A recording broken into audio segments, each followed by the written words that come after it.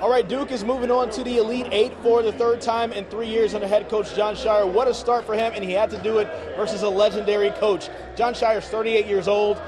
He had a chance to watch Rick Pitino as a young child, and he just defeated Rick Pitino to get one step closer to a championship. He keeps learning, he keeps getting better, he keeps adapting. No one is a better self-reflector than Jon Scheyer in this Duke program right now, Chris. And I look back to their previous tournament exits.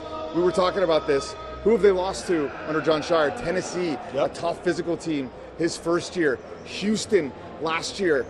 NC State, NC State, that one more magic maybe than toughness, just one of those kind of crazy runs for your Wolfpack. But in this one, I was thinking, they're down at the half and down 10 in the second half. But Duke answered the bell once again. You're making a good point right there, because when Duke has been upset either in the offseason or even during the season, it's usually those big, physical, tough teams that really bring it to you. And that's one of the things that I think Duke saw today in a way that I don't think they've seen it all year, right? Like you see Malik Brown always poking up balls versus other teams. He's always getting deflections, helping to get steals and things like that.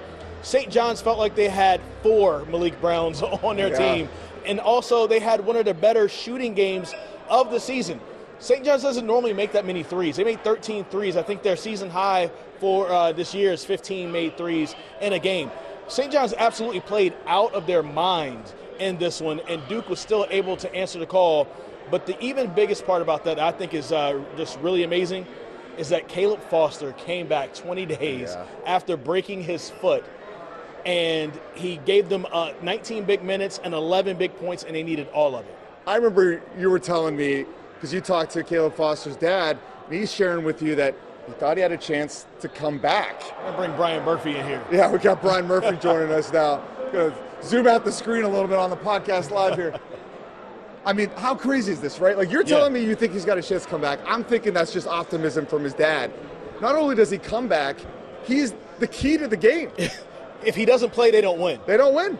And you kind of knew that, like the ball handling, you knew he was going to make a little play against their pressure, and the ball handling was key. And so were those 4 points in the final 2 minutes. Incredible, 11 points all in the second half. Yeah, they were down 10, 55-45, and Caleb Foster scored on 4 consecutive possessions to kind of keep them alive in this game. Caden Boozer didn't play well, and they had to turn to Caleb Foster. Amazing performance. We'll see how he feels on Sunday. I think it's one thing to be ready to play one game. How do you respond less than 48 hours later when you got to go again? And that's a big point right there. What you said towards the beginning is, like, with Caden Boozer not playing well, he's had to play well since Caleb Foster has been out. We saw how he did in that first game in the ACC tournament, and then FSU almost upset them. That was only a win by 1 point. And then Caden Boozer started rolling, started having some good games, but the freshman had a freshman game, right? Like the physicality. I always thought he was a little loose with his handle, and I remember seeing him at the ACC tournament saying a good defender is going to rip him one day, and he got ripped a couple times. There was a stretch in that second half where it felt like Duke couldn't even get it past the half court, and that was at the beginning of the second half, and a lot of that was thanks to Caden Boozer. And so I think Jon Scheyer was like, okay, I know that we only wanted Caleb Foster to play 8 to 10 minutes. You're going back in, and he was much more effective, and they needed him.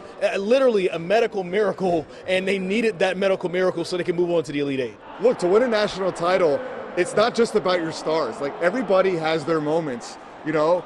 And this was his moment, right? Like, Caden Boozer had his already. Like, he was huge in the first 2 games, playing wise beyond his years. And you're right, he got tested by that incredible pressure. And I thought it was interesting that Scheyer trusted Foster in the final 2 minutes to play when he hadn't practiced, essentially. He had not done 5-on-5. Like, this whole thing is a borderline miracle, but those are the kind of things you got to do to get the parlay of wins together to win a national title. Yeah, Jon Scheyer said that, 99% of players would not have come back. Foster, in the postgame, said, the doctor told me 2 weeks, and Jon Scheyer had to cut him off and say, no one told you 2 weeks. Jon Scheyer said the Final Four, maybe. I mean, that was the prognosis that, okay, if we make it to the Final Four, maybe Caleb Foster can play. Instead, he's out here less than 3 weeks later and playing a huge pivotal role in winning this game. It's very interesting to see how things come together, because if you think about like patterns and how things make sense, and if you're going to win a championship, things have to fall right for you.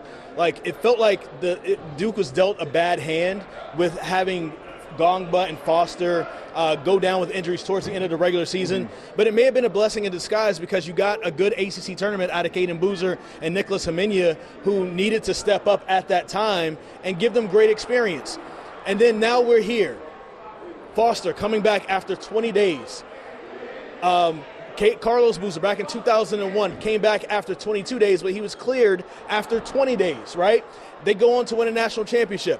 Duke has won 5 national championships. Every time they've won, they've beaten St. John's. Duke just beat St. John's. And then also Brock Davis, who's the son of Brian Davis, who won 2 national championships with Duke in 91 and 92, shared with me in the locker room. His birthday is April 6th. The last time Duke won a national championship was on April 6th, 2015, and the national championship this year is on April 6th. It's all lining up right now. Well, you know, in 92, they also beat Rick Pitino to get to the second of those back-to-back championships, and they beat him in the East Regional. Now, that was the East Regional final. This was the East Regional semifinal, but they did have to go through Rick Pitino, and I thought his postgame was very interesting.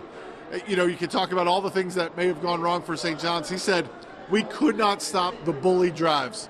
Bully drive, bully drive, bully drive. And you see, when we talked about Caleb Foster and Caden Boozer, when things get really tough, John Shire puts the ball in the hands of Cameron Boozer and says, go create, big fella.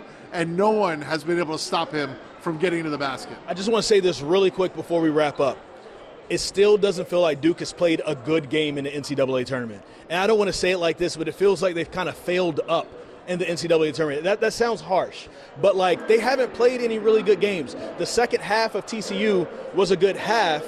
It wasn't a good overall game. Right. I'm waiting for them to finally put it together, and if they can put it together over the last 3 games, we're talking about new national champions. Look, I think you can look at how they've played thus far as a warning sign, a red flag, right? Siena taking them to the brink, TCU playing them real close for a long stretch and getting down 10 to St. John's in the second half.